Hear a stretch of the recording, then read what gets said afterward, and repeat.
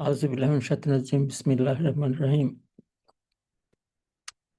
This is a special episode. It involves both mental health as well as just typical thinking process, part of education. Here we talk about the type of questions. Remember the hadith and that says, cure to ignorance is to ask questions. So here we need to see how these questions can instigate both knowledge or ignorance. So it's very important to understand the nature of question, especially in terms of psychotherapy or education itself, how to make people think, help them think.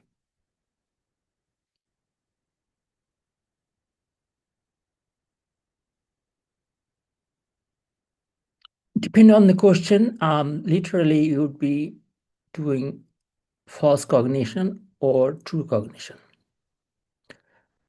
False questions lead up to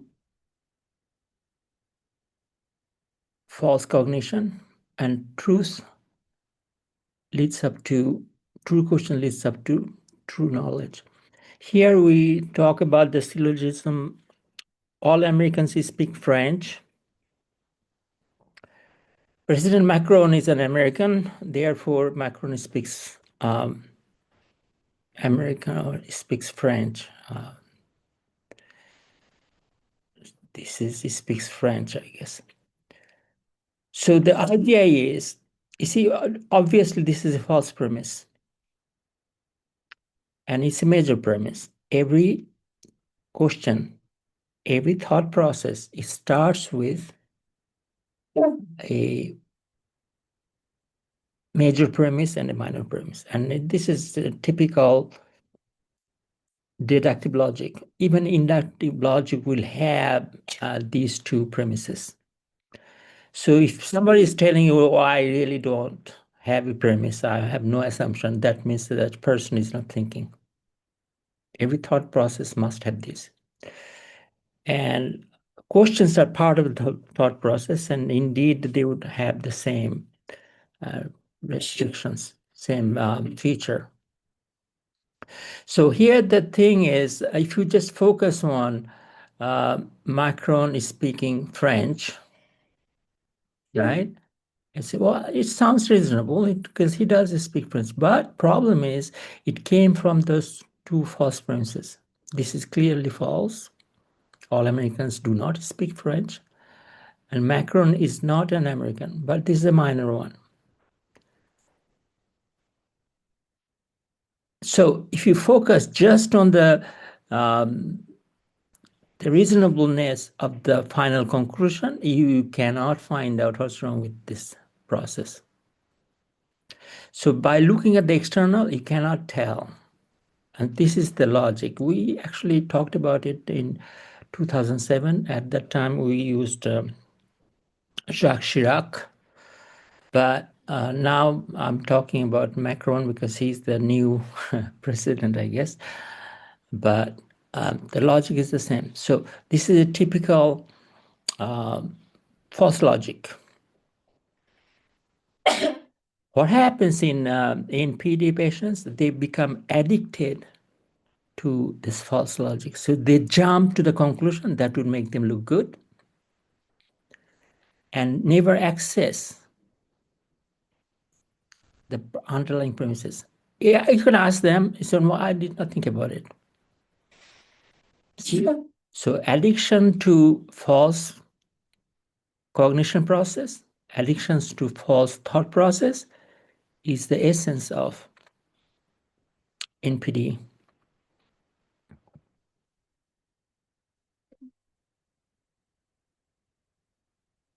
This is a interesting video. The name of Robert Kleck from Dartmouth. He conducted this fascinating experiment where he brought people together, he split them into groups, and with one group, he drew a scar on their face from their right ear to the side of their mouth. big ugly scar, and he let them see themselves in a hand mirror. Then he sends the groups out to have conversation with strangers, right? So you have one group that has this scar, another group has no scar. After the conversations, they come back and they report on how they felt the conversation went.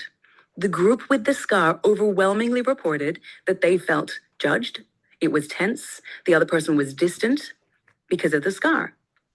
But here is where it gets really interesting. If we rewind just a little bit, right before the researchers sent them out into these conversations, he applied moisturizing cream to the scar. So they'd just seen themselves in the mirror. He then applies his cream, but he doesn't tell them that he's removing the scar. Wow. So now they have no scar on their face, but they believe that they do. No. They go into these conversations believing, expecting they will be treated badly, poorly, judged. And that's what they experienced. Wow. It's wild. When you think about the implications for us in our lives, okay, it may not be a physical scar, but we all have beliefs or expectations about ourselves based on how we see ourselves, our self-image. And then we're going to notice things that reinforce it because of how the brain is wired. Confirmation bias, selective attention. Your brain is wired to magnify what you focus on. So if you're going into your life, into your conversations, into your meetings, into your work, believing that you're not worthy, that you're not capable, that you don't deserve it, you're going to notice things that reinforce that, and it's only going to make you feel worse.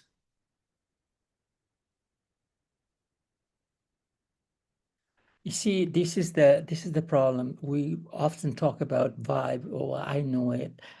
We are talking about perception. We're talking about belief that 99% of the time we do not even know where this belief is coming from. It just feels good to believe in something, including all the religions, by the way. And Islam, by the way, is not a religion. It's not based on some belief. It's entirely logical. So it tells us that having a belief prior to the thought process already will bias you. So you have to be able to see, I have this belief, is it reasonable? You have to be able to ask that question to yourself. If you don't do that, you'll be inherently misguided. It will be based on prejudice, not based on knowledge. The name of Robert. Another one.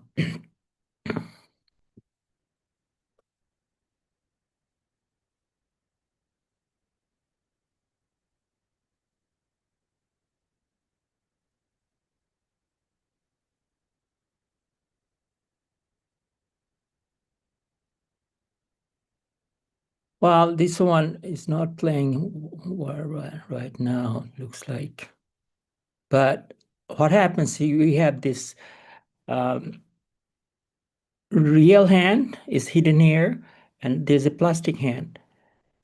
And what happens after processing the brain, simultaneously, for instance, you're touching artificial hand as well as real hand, and they start to think that because they are looking at it, this is a perception one, that this is the one causing that sensation, not the other one. So what happens if at the end you hit with the hammer, the plastic hand, the person freaks out as if they're experiencing real pain. They literally feel the pain. So it's not the brain, it's not logical, right? That gives you real knowledge. So brain is short term. You are basing on perception. Real knowledge is in your heart. And that one we cannot access by just looking at it. Perception doesn't do it. We have to have something deeper. In Islam, that's called, this is Iman, and this is the perception. In Arabic, this is Iman, the true knowledge, what the reality is, and this is perception. It could be dhan, it could be yasir, all kind of other words, but not Iman, and not reality. So if you ask the person, Is the feeling real pain? Of course it is real. The person are crazy. It's same with schizophrenic people or somebody who is paranoid. They see things. They feel real pain. And if you tell them, no, what kind of crazy stuff it is, you're telling me that you see a person here, he would get angry because they do see, they do feel the pain. But it's not this reality for that person, but in abstract sense, it's not real. For us to have access to truth, we have to have our thought process connected to truth. And that truth is not in our perception. It's deeper than that. And in Islam, that's the starting with Rahma. This is the empathy one. Rahma for yourself, empathy for yourself, and empathy for others.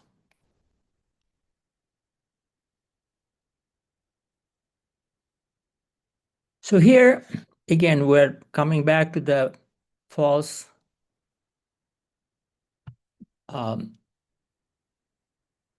cognition process. All Americans speak French. President Macron is an American. Therefore, President Macron speaks French. Again, you cannot argue about how often he speaks French. Does he or does he not speak French? Because once you do that, they will take that information and say, yeah, you agreed that he speaks French, therefore underlying premises are true. You see the danger of it. What happens if you're either sinister or mentally ill? You'd be asking questions that consolidate underlying premises. Shaitan literally cannot ask a real question or a true question. Always ask this type of question: does he or does he not speak French? And that way you can just justify the underlying premises. So they literally ask questions that would consolidate their underlying assumptions. So what is the only true, absolutely true, 100% premise? And that's really the starting point for true cognition. There is no deity but Allah. It's La ilaha illallah. Muhammad Rasulullah. Muhammad is Allah's messenger. This is my major premise. This is a minor premise. You see, people do take this approach to trying to prove premises. No, you can never prove major or minor premises. If they're false, it's very easy to prove. But if they're true, you cannot go back and try to prove it. That has to be your starting point. So look at this. Therefore, Quran is our only guide. This is the phenomenal conclusion we call. So a conclusion is correct and phenomenally real if major premise is true, minor premise is true. Therefore, the conclusion is true. That's the standard for truth. So anytime you have a starting point, you say, well, does it conform to this? If I'm thinking for myself, I want to take a step, I want to make sure that this is the true step. I want to make sure this is a true question. I ask, does it conform to this logic? If it doesn't, we avoid it. And we'll see more example of that. Truth never changes. And that's by definition. There is no multitude of truth. And this is the fundamental logic, the most ancient logic.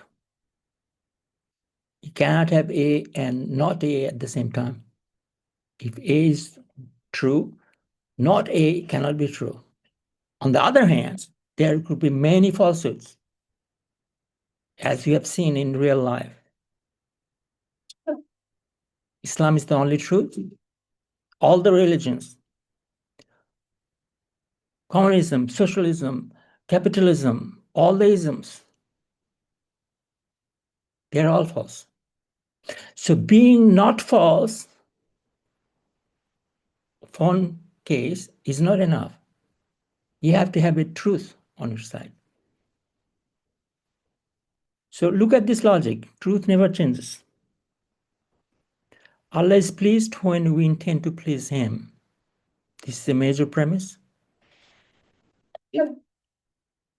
Minor premise is Allah is pleased when we intend to please Him. So what does it mean? If you want to please Him, our major premise is if it's true, if you are sincere, then Allah will always be pleased. From the same action, He will always be pleased. That's the only way we can make sure. Therefore, pleasing Allah is the true intention.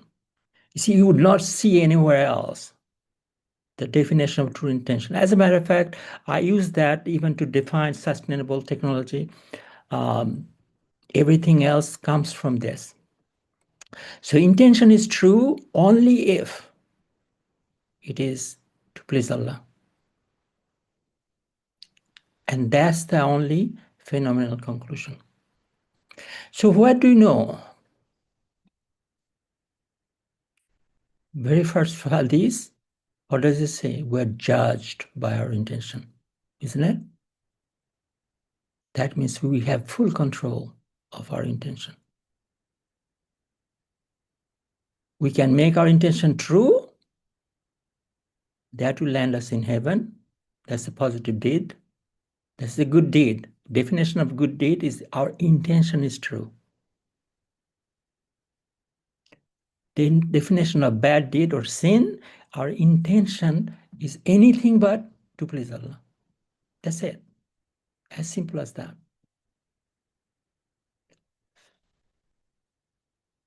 So, look at this one. If somebody tells you, is this conclusion true? You see, President Macron speaks French.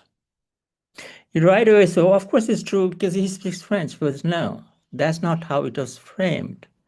It comes from two underlying assumptions. So it doesn't matter how sensible, how reasonable the conclusion looks like.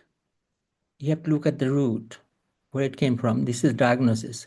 This is look at the history of how did you come up with this conclusion? And you see that that's squarely false. We call it aphenomenal. Aphenomenal. That's a term we coined in 2007 in our economics book, Economics of Intangibles.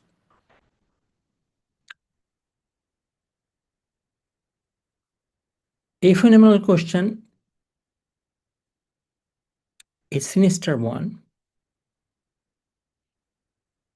Does your mother know you're gay? So what is the underlying assumption? Major premise, you're gay. Then minor premise, you have a mother who is alive.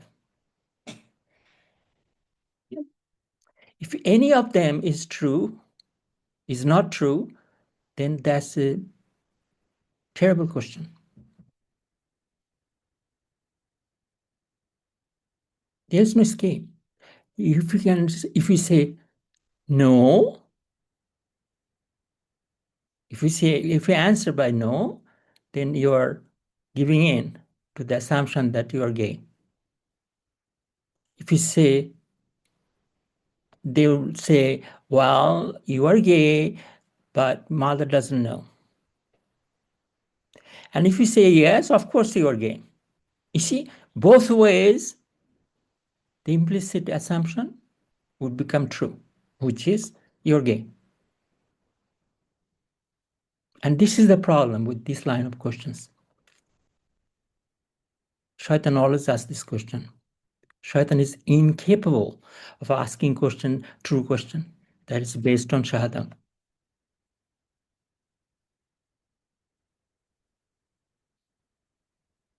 Another one, why does Islam oppress women? You hear this all the time, even today on internet. It's a big thing going on that Taliban banned women's education, all these things. I'm not participating in the debate. What I'm saying that, what is the underlying assumption?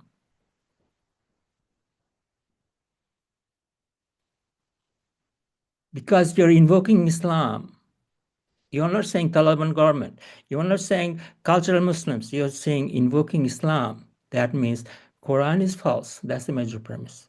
So even if you ask that question, you already assume the Quran is false. Then minor premise, Quran orders to oppress women. Imagine, even if it is false, it's not enough. Even within falsehood, there has to be order to oppress women. But none is true. Yet this question assumes both of them.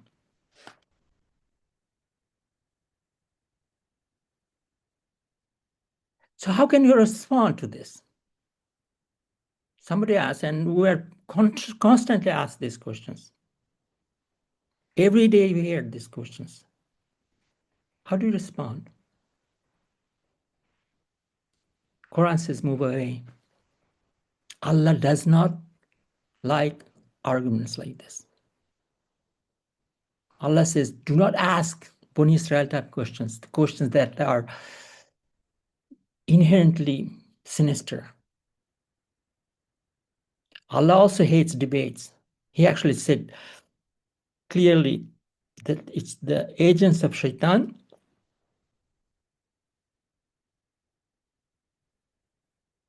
they go out and create this argument. And there is a very clear hadith, many of them, that said, don't even engage. Just move away.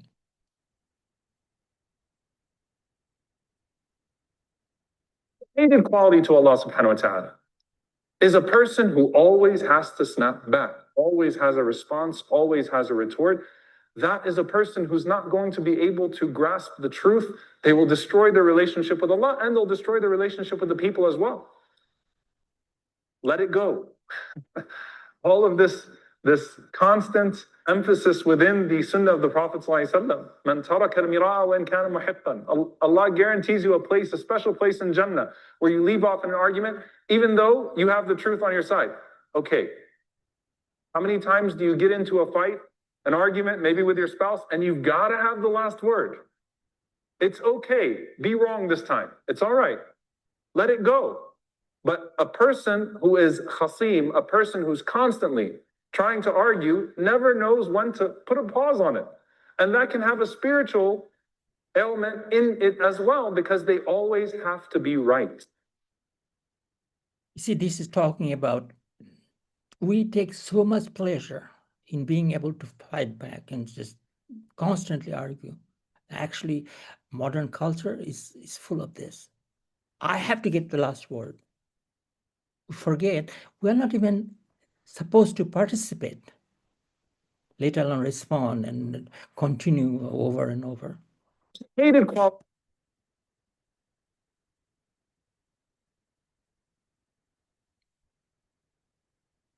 Hands and unfortunately sometimes full fornication, full adultery. And this is narrated by Imam bin Kathir rahimahullah ta'ala, and also Muhammad Siddiq al-Minshawi in the stories of Umar al-Khattab radiallahu anhu. And it's about a young man, and this young man, the hands and Allah subhanahu wa ta'ala typically criticizes arguing.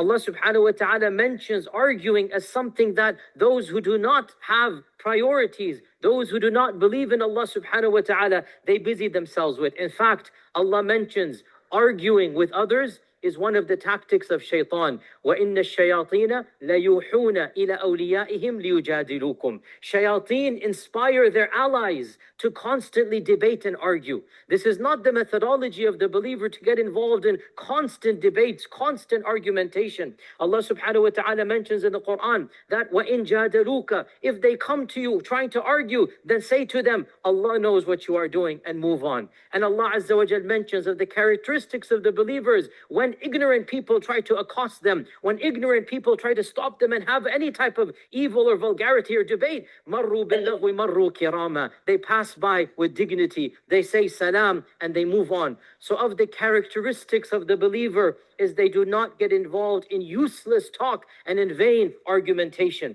Very, very dangerous concept that we need to memorize and understand. He's warning against it. He said, never have people who had knowledge gone astray except because of excessive argumentation. Hadith is in Tirmidhi. Once you have knowledge, the main way you go astray is by constantly bickering, constantly fighting, constantly getting involved in issues that are of no value. This is an authentic hadith that the Prophet ﷺ said, never do people go astray after they have been given knowledge except because of excessive jadal and argumentation. And protect ourselves from useless argumentation in fasting, in Hajj. We all learn when fasting, what do we do? The Prophet said, if somebody comes to you, he accosts you, he wants to have an argument, what should you say? Allahumma inni sa'im. Don't break your fast by doing something useless. And the characteristics of the Hajj in the Quran, Allah says in the Quran about Hajj, that whoever goes for Hajj,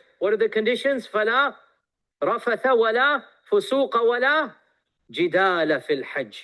Allah wants to protect our Hajj and our fasting from useless argumentation, wasting too much time going back and forth and getting involved in things that abstract issue, some issue beyond our comprehension, some issue that is not going to change your connection with Allah. It's just a theoretical issue. And the Prophet ﷺ heard them and he came out. Hadith in Tirmidhi says it was as if his face was a rumana, a pomegranate, meaning it is bursting with anger. They had hardly seen him this angry. It was as if his face was bursting with anger. And he said to them, listen to this, أَلِهَذَا خُلِقْتُمْ أَمْ بِهَذَا أُمِرْتُمْ? Were you created for this? Or did Allah command you to do this? That you take verses and you hit each other with these verses? وَتَضْرِبُ آيَاتْ بَعْضُهَا بِبَعْضٍ. Is this the purpose of the religion? That you argue over some abstract issue? That you debate over some concept that has no relevance to your actual life? And then he said, the people before you were destroyed when they went down this path. This hadith is powerful because if we understood it, wallahi, sectarian wars would come to an end. If we understood it, there would no be all of this tafarruq and all of this firqabazi, we call it in Urdu, it would completely go away. Is this why you were created? To argue over an abstract concept that has no relevance to you, just using the Quran each side? He said, leave this. This was how the people before you were destroyed. And this is why our Sahaba, Tabi'un, Taba Tabi'un, the default amongst them is they would avoid argumentation. So the idea here is don't ask questions that have no, the answer of which would not make you closer to Allah. Why are you bothering? Just focus on your own well-being. This is as simple as that. Khalifa Umar said, what happens in outer space is none of Umar's business. What is it to you? Ask questions that are relevant to you, that has the answers will lead you to Allah. Solve your problem. Don't ask questions that will create more fitna, more doubt. That's what Shaitan does. And that's why Bani Israel, people were so badly castigated in Quran. All they were asking is questions that will make them look good or that would suppress Iman, that would be mislead people. So by asking right questions, by asking questions with some thought that how does it benefit me? I'm asking this question. What relevance does it have? Am I asking this to please Allah or am I asking to please my ego? That will save us a lot of. Strong. Allah. We're coming to conclusion. We are born with these qualities, and they are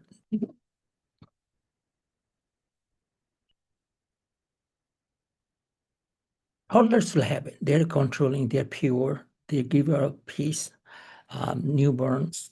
So attention seeker and receiver. And these are great qualities for that age. They're amazing. And indeed, the world revolves around her, about the child. I remember I would not have, I blocked out my memory before my children. After children, everything revolves around them. So these are great qualities. They're powerful, pure and perfect. They're loving.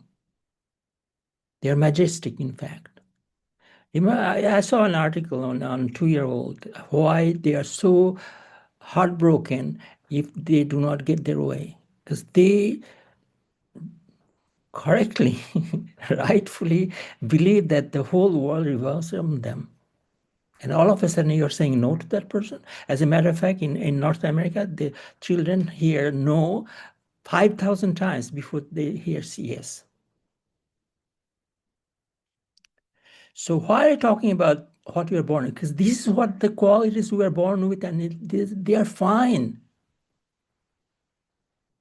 as a child. But we cannot carry that conclusion with us as an adult. If we do, we have all kinds of problems. So they are great, but for adults, they're childish. You cannot automatically assume that you're powerful. You cannot expect the world to revolve around you. You cannot feel entitled just because you are. Once you start to know how to think, which is at puberty, once you have the ability to make intention, you have to justify this. You have to work to be adorable.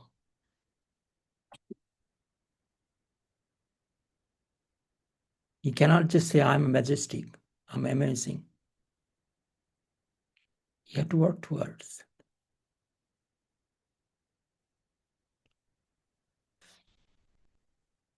So at puberty, new qualities are added to make us responsible. Khalifa. We are Khalifa of Allah.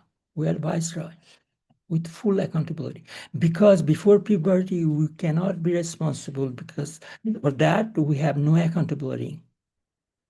So we cannot be held accountable. But this thing happens at puberty. That's when we can make intention. That's the only time we can ask true questions. You see, children don't think. That's why their questions are, at best, they're real. But most of the time, they're just fantasy. For instance, child says, why my monster is black? Right? It's very good why question, but it has no meaning. Because you're assuming there's a monster. You're assuming that the monster is black. Right? It's okay for the child to ask, not for grown-ups. For grown-ups, you have to be able to say, why am I assuming this? And that you ask to yourself.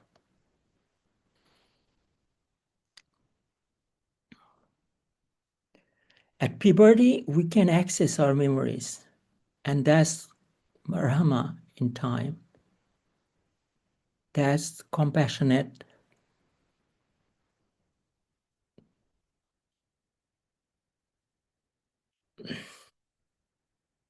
Empathy, compassionate empathy. And we should think, what are the qualities we had and why you are thinking they are still there. How can you realize that those were childish? For instance, if you think the world should revolve around me, you should think I am just amazing just because I think so. I'm entitled. Those are childish. Then you have to think, how can you turn those into childlike, which is a great quality? And you know who was the most childlike? It was the Prophet Muhammad Sallallahu Alaihi Wasallam. Why so? Because we have no longer our mothers. We're dealing with the world, and we are now in care of Allah's Rahmah, and He's Rahman Rahim. Rahmah comes from Allah. So you cannot ask mommy. We cannot take mommy for granted because she's not our caretaker anymore. It's Allah. So we have to ask Allah.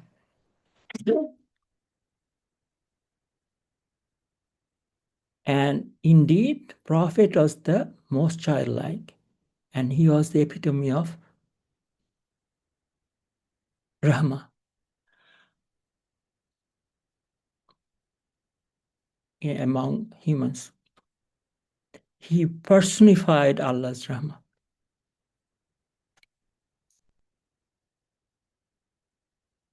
So here we have facts. Childhood memories are facts. But we use the childhood memory and look at ourselves, look at our own history, a childhood memory with love and Rahmah for ourselves. We're not asking for much. For ourselves. Here's a little myself. How can I see what is going on with that little child? When was the first time the fear got instilled? When is the first time I felt non-trusting? When is the first time I was scared of somebody? When is the first time I felt that I'm not really amazing? You. So if we can access that, then we can reconstruct our true self and use that to travel this path. 99.9% people do not access that with love. They claim it. They say, well, I love myself, but it's a fake love. And that's the path they travel. They base everything on their fake persona that they developed at childhood, the fake thought process they developed at childhood, and they never revert to Islam to jump to the other side. So without Iman, without trust, this is what they do. They travel the path of ignorance. This is ignorance and this is knowledge. And this is by far big majority, like 99.9% are traveling this path. So they are literally seeing the world upside down. Because you're looking this way, they see this as progress, which is actually cancer. This is life. They see that as a trouble. So you would hear these things that lies pay and truth hurts. See, truth is painful. So they literally reverse this. And they feel very, very good about traveling this path. And that's where increasing ignorance feels good. So yeah, I was right.